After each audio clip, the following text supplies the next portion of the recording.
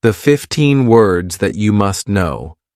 If you know these 15 words, you can speak fluent English, and once you know them, you're able to speak them. Your English is amazing, so practice all these 15 words with me. Now, I have homework for all of you. Hello, everybody. How are you all? Hope you're doing great. So, welcome back to another session of learning English, improving your English, and speaking skills. Well, today's lesson is going to be another awesome lesson because today I'm going to tell you about these 15 words that you must know to speak fluent English. So, if you know these words, if you know them, your English will become amazing, and you will be able to speak fluent English. Why? Because we need words to speak in English. Now, today I have included such words which are used in a lot of spoken English. These words are not such words where you're just learning them, and they are used only in written English or highly formal English. No, these words are something that is a part of your advanced English, yet they are used in everyday conversations, and they're used a lot in day-to-day life. So these words will make you speak fluent English. Are you all ready for this? I'm Connor, your certified English language teacher, computer certified by the University of Cambridge, the UK.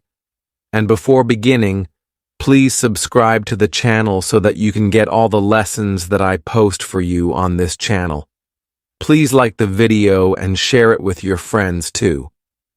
Okay, now coming back to today's lesson, let's get started with these awesome 15 words. 15 essential words that you must know, and if you know them, your English will become amazing, and you will speak fluent English. So, let us begin with all the 15 words. Let's get started. Word number 1. Listen carefully, everybody. It's rosy. Rosy. Now, you must think rosy is a very easy word. That's kind of a shade of a color, the pinkish shade, pinkish hue. Well, that's true. That is true. But do you know rosy has another meaning? Let me tell you the sentence, because we are going to learn everything with context. The purpose of today's lesson is to learn this vocabulary with context, because only then you'll be able to speak it.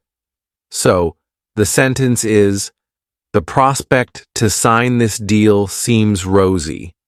That means, if a situation is rosy, if something is rosy, that means it's indicating success or happiness, something that is going to be hopeful in a positive way.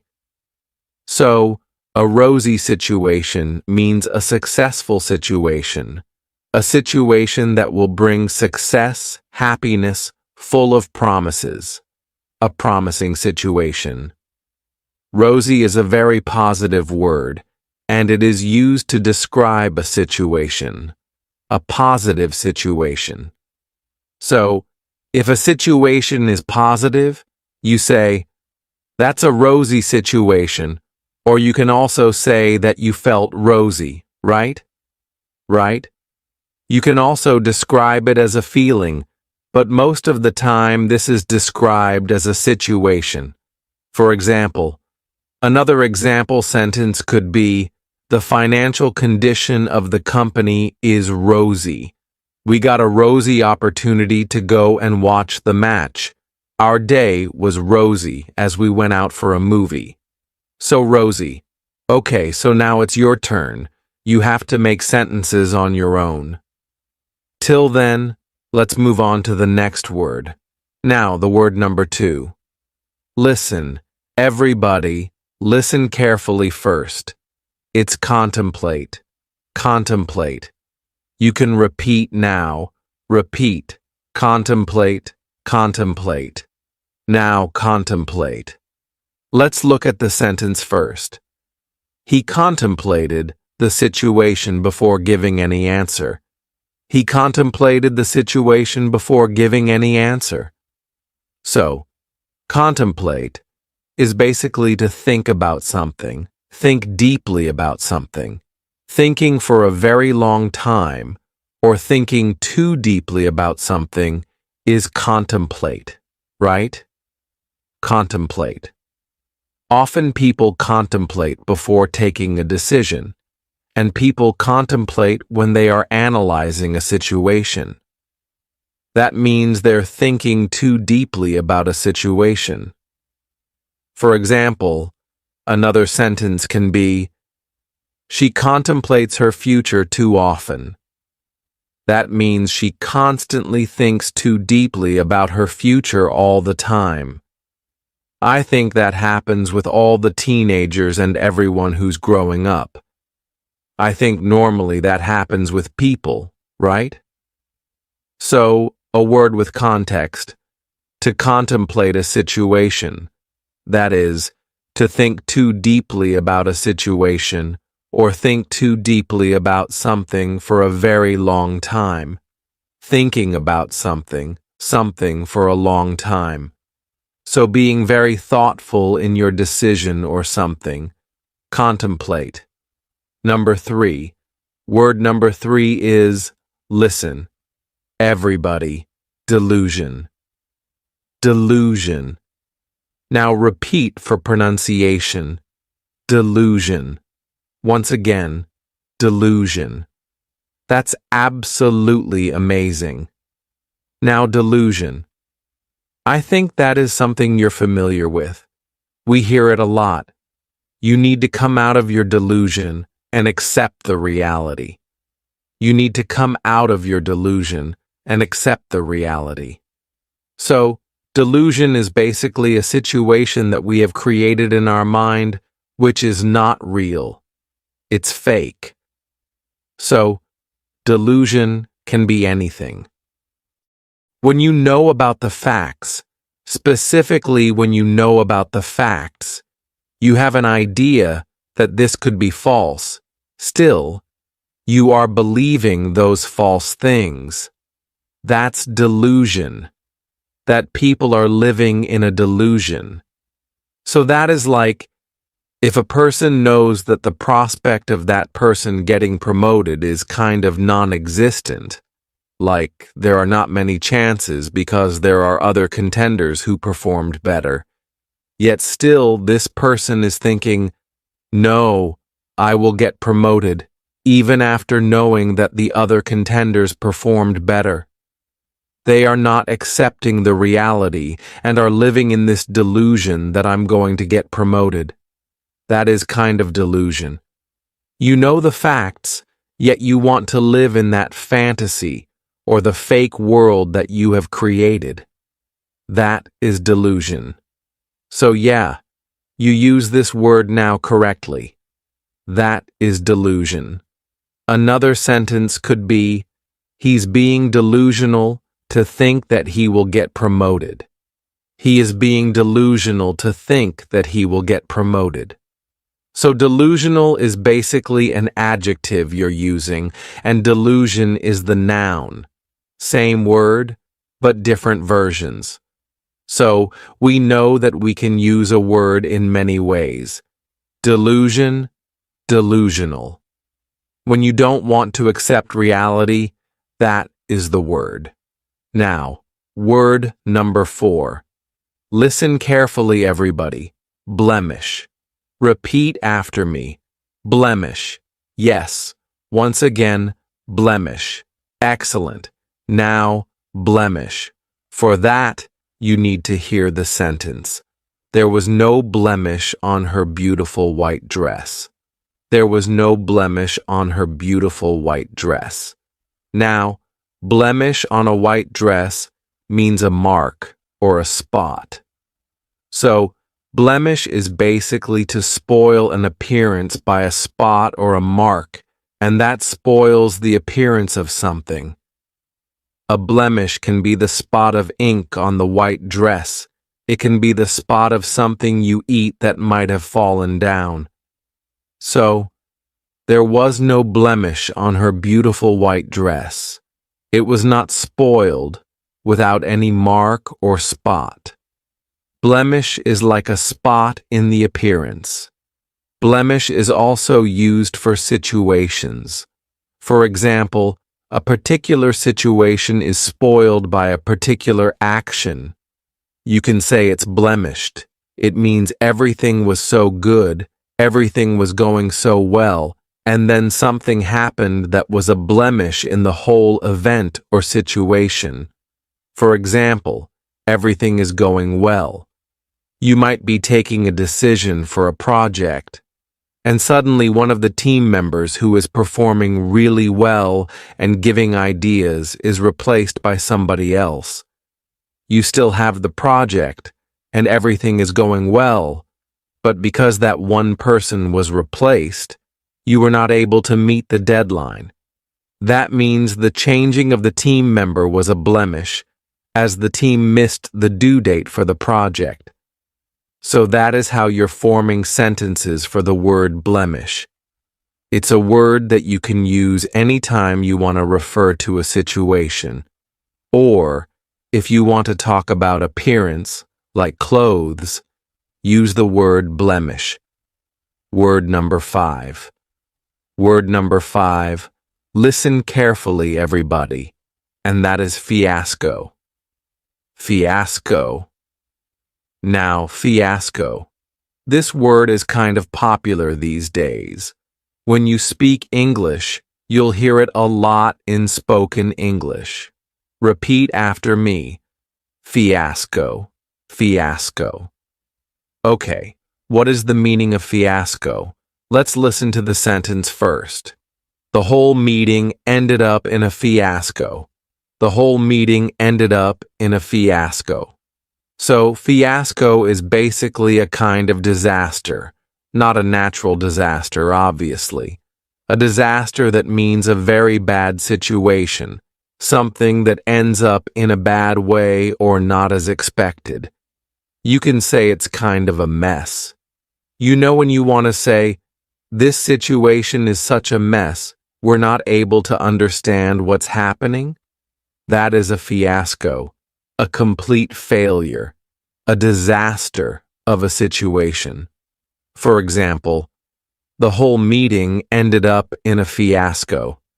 Maybe because people were not able to take a decision, or there were so many conflicting ideas that the meeting ended up in an argument and no result. That means it's a fiasco, right? A complete failure, a disaster of a situation. It's used a lot in business English. It's used a lot to describe a situation, anything that is happening, and you want to describe it. Use the word fiasco. Fiasco is always used in reference to a situation, a particular situation or a particular happening. Another example could be, the party turned into a fiasco because two people started arguing. The party turned into a fiasco because two people started arguing. So, fiasco is like everything was going great, and then suddenly, everything went downhill. Everything was a mess. That is fiasco. Next word. Word number 6. Word number 6. Listen carefully, everybody. It's an easy word, root. Now, root is very easy. It's simple. A root is basically the base of any plant, right? The long roots that go inside the land, the soil, and that help a plant grow. Yeah, that is the meaning of root. But root has another meaning in conversational English. Root also means the cause of something, specifically the cause of any problematic situation, the cause of any problem. It explains why something is happening.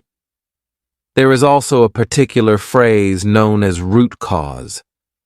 Root is basically when you want to find out what has actually led to a particular situation, the beginning of something, where everything began from, or what was the cause or reason.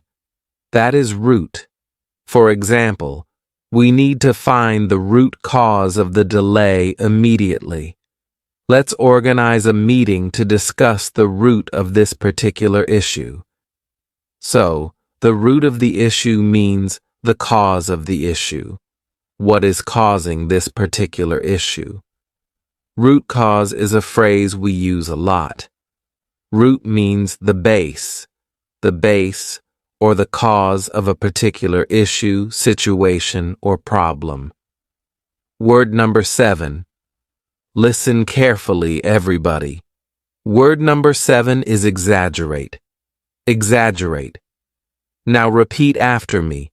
Exaggerate. Remember, there is a double G in the spelling, but we do not say the G sound. Exaggerate. What is exaggerate? Do not exaggerate the situation by adding unnecessary details.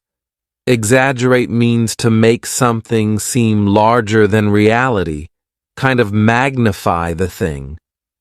For example, you bought something, and you're going to exaggerate the price of that particular thing, saying, I bought it for this much, or I bought it from this exclusive place. That is exaggerating the matter. You attend an event and share details about it that are not true. That's exaggerating. It means you're adding something beyond the reality.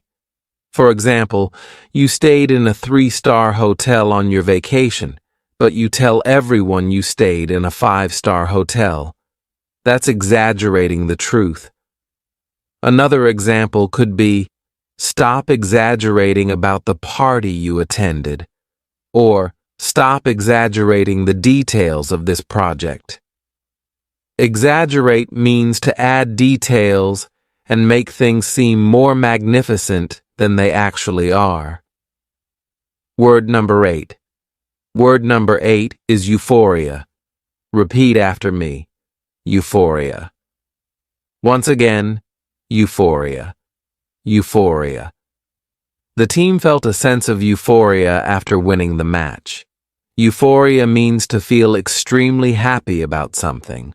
A sense of happiness, achievement, or excitement arising from a particular situation. For example, the students were euphoric to know their results. Or, my friend was caught up in euphoria after getting admission into her dream college. Euphoria is the feeling of extreme happiness you experience because of achieving something great. It comes from moments of greatness. For example, winning a match, getting admission to your dream college, or receiving excellent results after an exam. All of these situations can be described as euphoric, where you feel like you're on top of the world. Word number 9. Word number 9 is futile. Now repeat after me. Futile, futile. All her efforts to make the project were futile as it rained heavily the next day. Futile means useless. Futile means that whatever you've done is useless, not of any use, and kind of went in vain, efforts that serve no purpose. For example, your efforts for this project will become futile if you do not add more members to your team. Or, if you don't submit this assignment by the deadline, your assignment will become futile. This means the assignment will be useless because the teacher might not accept it after the due date. Futile refers to something that has become useless or a situation that is purposeless. Word number 10. Word number 10 is inevitable. Repeat after me. Inevitable. Inevitable. The appointment of the new CEO was an inevitable decision. Inevitable means something that you cannot avoid at any cost, something that is bound to happen. For example, some things in life are inevitable. Some things are bound to happen, and you have no control over them. Inevitable. Inevitable describes something that cannot be stopped or avoided. It is bound to happen. Often we use it for situations where we know the outcome is certain or unavoidable. For example, the appointment of a new CEO was an inevitable decision. This could be due to the retirement of the current CEO or a pressing need for change.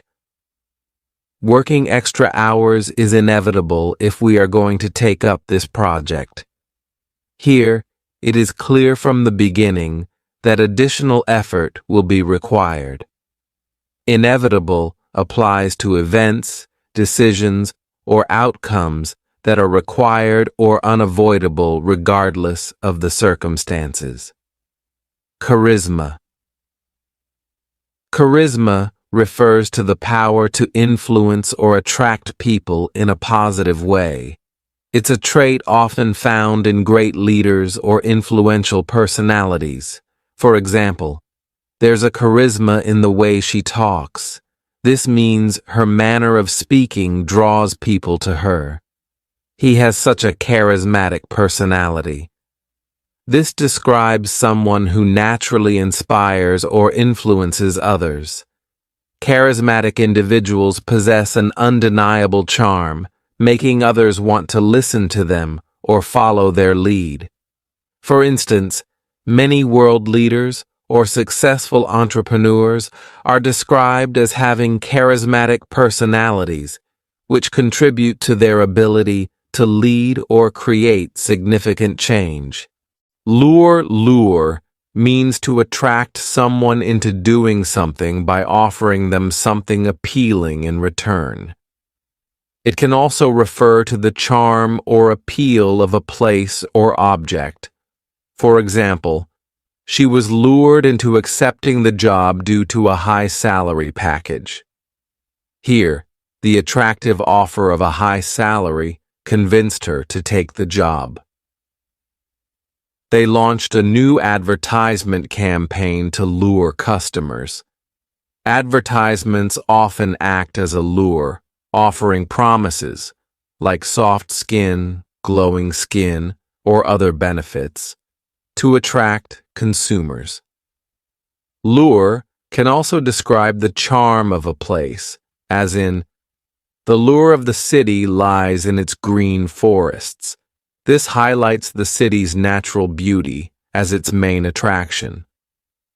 A practical example of lure is how advertisements work, especially for children. A child might see a toy commercial and feel irresistibly drawn to it, persuading their parents to buy it. This kind of attraction or persuasion, often by offering something desirable, is what lure encapsulates. Word number 13. Listen carefully, everybody. The word is wary. Repeat after me. Wary, wary. Now, this is not very, as in very much. No, it's wary with W-A-R-Y, as you can see. What is the meaning? Let me give you an example sentence for that.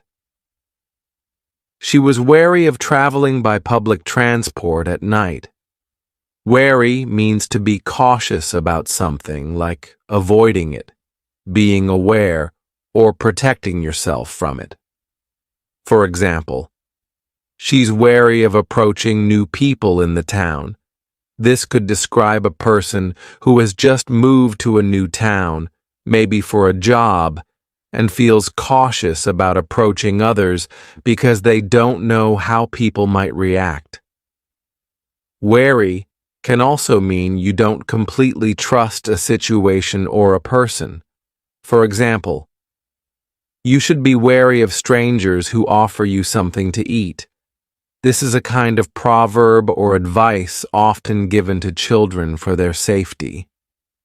Being wary means being cautious or skeptical about something or someone. Word number 14. Listen, everybody. The word is vibrant. Repeat after me. Vibrant, vibrant. The painting was full of vibrant colors. Vibrant means bright and full of life. It can also refer to being full of excitement, energy, or enthusiasm. For example, look at the vibrant flowers spread over the garden. The flowers are full of life, colorful, and beautiful. She has such a vibrant personality. This describes someone full of energy, positivity, and enthusiasm. Vibrant applies to situations, personalities, or objects that are lively, energetic, or colorful. Word number 15. The word is enigmatic. Listen carefully. Repeat after me. Enigmatic, enigmatic. We participated in a treasure hunt, which was an enigmatic experience for us. He has an enigmatic personality. She's kind of an enigma to everybody.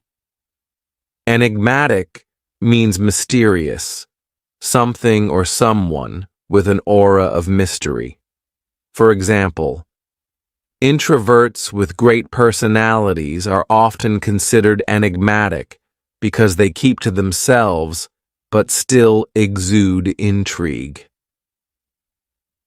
The novel is full of enigmatic situations where you want to know what's going to happen next. The character of Edward Rochester in Jane Eyre is shown as having an enigmatic personality, full of mystery and complexity. Enigmatic refers to anything that feels mysterious or puzzling. These were all the 15 words you must know to speak fluent English. Practice these words and create 2 sentences for each as homework to solidify your learning. Keep practicing, keep learning, and I'll meet you again with a new lesson. Till then, take care everyone, and bye. Now let's talk with AI partner. You need to click on Start Speaking. Hello? So let's listen to the question first. How interested are you in learning about what people do in their day-to-day life in other countries? Oops, the timer is up. Hello everybody, how are you all? Well, are you ready for your AI English speaking partner? Today I have an app recommendation for you, an AI-powered robot that is going to speak with you in English.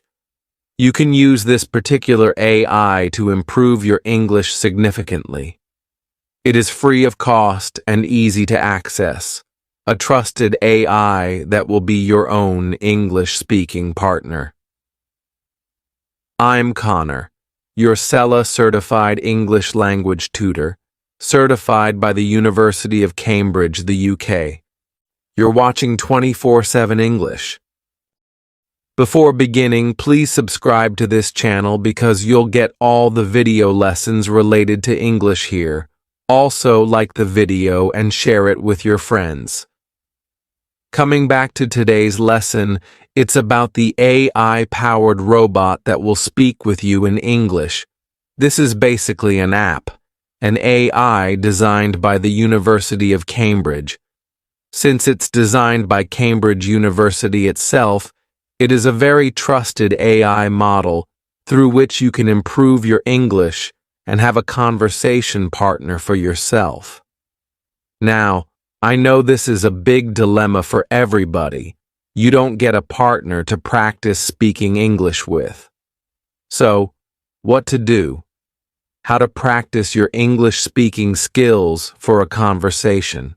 This app is going to solve that problem. Yes, this particular AI talks to you in English. Do you know what? I'm going to give you a short demo on how to access it, how to use it, and what all features it offers. Are you ready to witness it? Let's begin. You'll see everything related to the demo on the left-hand side of your screen. The name of the website we are going to use today is Speak and Improve. Yes, it is a website, not an app. This AI is available openly on a website, which is completely easy to access. You don't have to download anything, and you don't need to make an account. It's a totally account-free website. That's the great part. You just have to open the website, click on the AI model, and start speaking. Let's check it out. Simply type "Speak and Improve" into your browser. You'll find the website right here. The recognition point of this website is its symbol. It's not written, just represented in the form of a symbol. Click on it. As you can see, there are speaking questions, history, and website terms of use available here. There are lots of speaking tasks on this website. Now, let's move further and open it. If Cambridge English isn't displayed at the top of the website, then you're on the wrong website. When you see Cambridge English at the top, you know you've landed on the correct and trusted website. This is a research project developed by Cambridge University for all English learners across the world. It helps improve English-speaking practice tasks and teaching techniques. The AI collects feedback from users to help researchers develop better teaching methods. At the same time, the AI provides feedback to students to help them improve. As you can see, it says, "Practice speaking English with me. Get your grade and improve it." So, you're not only practicing English speaking with this AI, but you're also getting grades and improving your English. That's a very important feature. Now here's the button. Start speaking.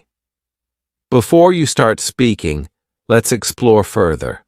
I would like to highlight a few things for you so that you have clear points in your mind about what you're going to speak and how you can use this tool in a better way. You're going to talk to the speech robot, and the name of this robot is Sandy. Sandy will ask you some questions, and you will get a timer to answer each question. There are a total of 8 questions. For the first 4 questions, you'll get 10 seconds to answer, but for the later questions, you'll get 20 seconds, because, as you progress, the difficulty of the questions increases. Sandy will grade you based on your speaking.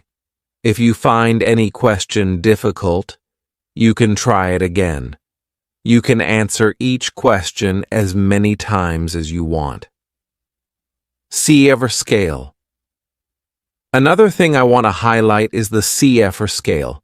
This AI will evaluate your English speaking level, whether you're at A1, A2, B1, B2, C1, or C2. Since this AI is designed by Cambridge English, it grades you according to Cambridge's CEFR pattern. Getting started. Let's start. You need to click on the Start Speaking button. Hello, hello. This step ensures that the AI can hear you. Hi, Sandy. Hi there. Now let's talk with Sandy today. Different levels and parts. There are different parts of the test, and each part has 8 questions. You'll get plenty of speaking opportunities. The levels progress from easy to difficult, so you'll gradually advance in complexity. Let's begin with Part 1. Example. Question. What's your name? You can listen to the question again by clicking the replay button. What's your name? Now click on the Start Speaking button to record your answer.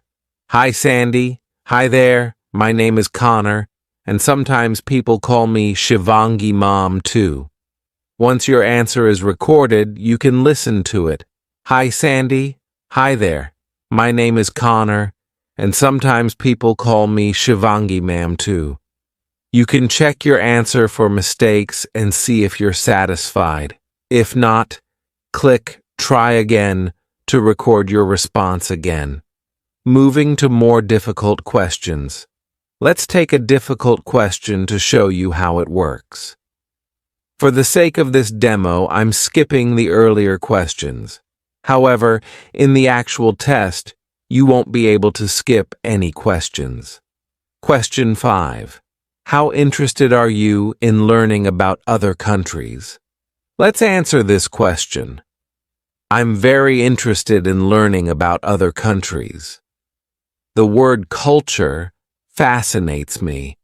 As a literature enthusiast, I've always loved exploring different cultures, cuisines, festivals, lifestyles, and more. I'm particularly curious about the day-to-day lives of people in other countries. Oops, the timer ran out. It seems the last part wasn't recorded. I had so much more to say. If you want to say more or feel unsatisfied with your answer, simply click the Try Again button and start over.